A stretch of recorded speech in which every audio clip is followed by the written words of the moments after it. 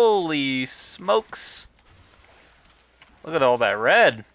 Hey y'all, welcome back to my channel. Today we're going to be going over the Despair, a seemingly more exciting secondary than that we've recently got. Uh, it's funny because the reset was supposed to take place and take us back to week 1 for the Incarnon weapons. However, it doesn't seem like that worked properly, so we are back at week 6 again.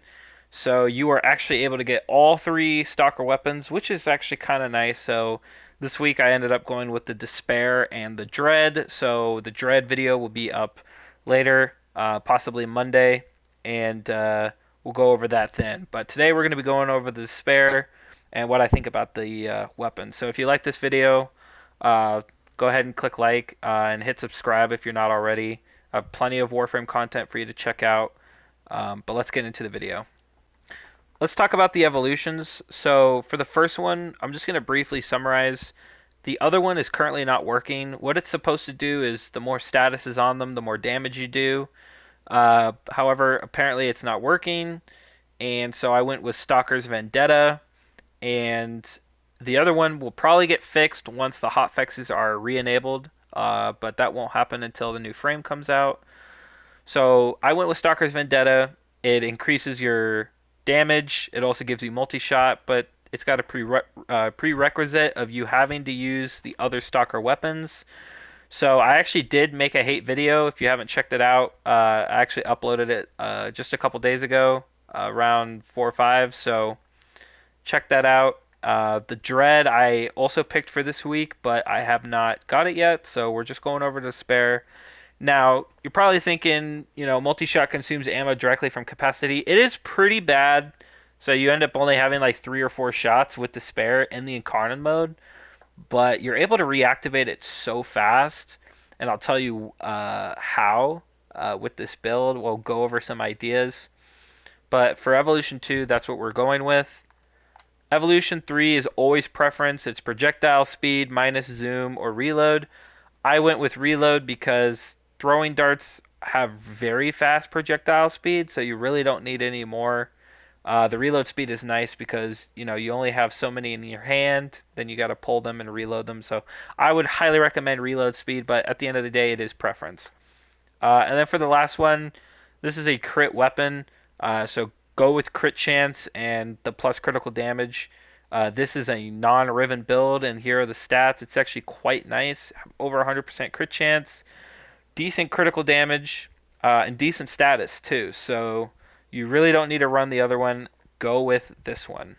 So for the build, again, like I said, it is a no Riven build. However, if you have one or you want to get one, you should, because the Riven deposition is pretty high for this weapon.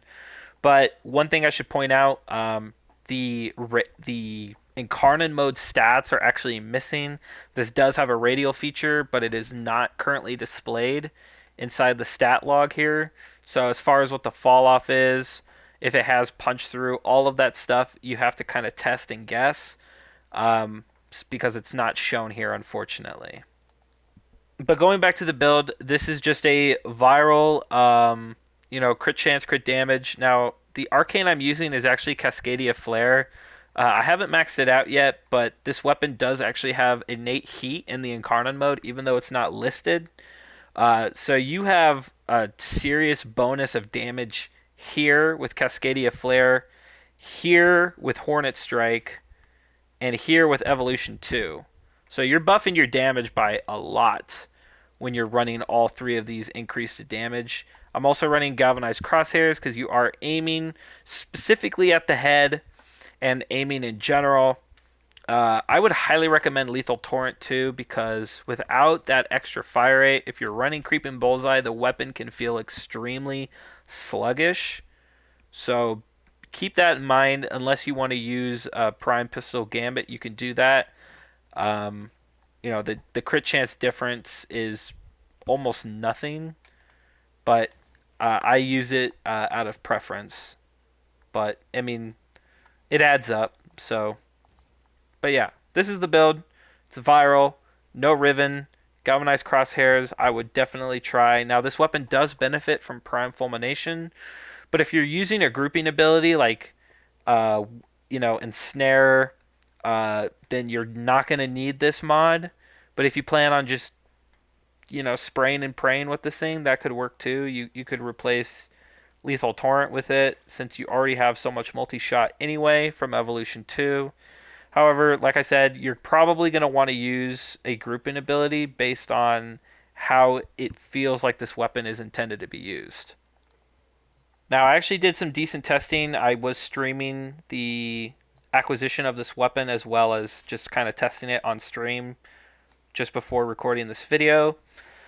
And one user suggested actually using Nidus because he actually has a really cool interaction with these Incarnon weapons that when you actually activate your 3 on something, you can build your Incarnon meter extremely easy without killing the enemy, which is nice, especially if you plan on just grouping them up and just kind of spraying at them. However, the problem with this though is this weapon is definitely intended to be used primarily by like something like Ensnare, by actually getting headshots. Otherwise, you're just really not going to be doing that much damage if you're just kind of aiming at the ground. Even though this looks real great, looks real nice, the damage itself is not really that great unless you're hitting them in the head. And what this weapon reminds me of is like a Zylok that works. Because you want to aim for the head, but you also have this AoE factor that kind of primes the enemies next to them. It doesn't do a whole lot of damage, but when you actually aim at the target and kind of spray around and hit them in the head, it works a lot better. So what I went ahead and did was I grouped up all the enemies, and you're going to kind of see why this weapon kind of benefits from something more like Ensnare. Because if I group them up, sure, I can do this. It does pretty decent damage this way, but keep in mind this is kind of a precision-based weapon. So pulling something like Nidus works. It's okay, especially if you're planning on using it like this and just getting that free Incarnon mode activation.